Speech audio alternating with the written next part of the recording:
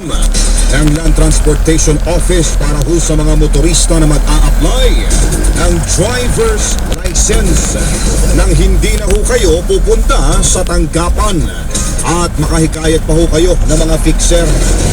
Inamin ho ni LTO Chief Igor Mendoza II na hindi pa ho nare-resolba ng ahensya ang problema nito sa mga fixer. Dagdag pa ng opisyal na gagawin hong online ang procedure at ihahatid na lamang ang lisensya sa pamamagitan ng courier service. Ano talaga kayo, partner, ano? Siyempre, kung kaya nating mapadali, ipadadaliin natin ang buhay ng mga tao. Ang tanong, meron na kaya silang supply ng mga plastic cart?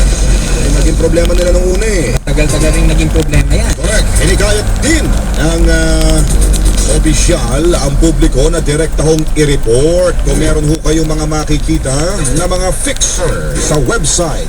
Pwede ba yun? Fixer sa website? Oo, sabi nila eh. Tsaka ano na. Meron yan, mga online scam. Ganun.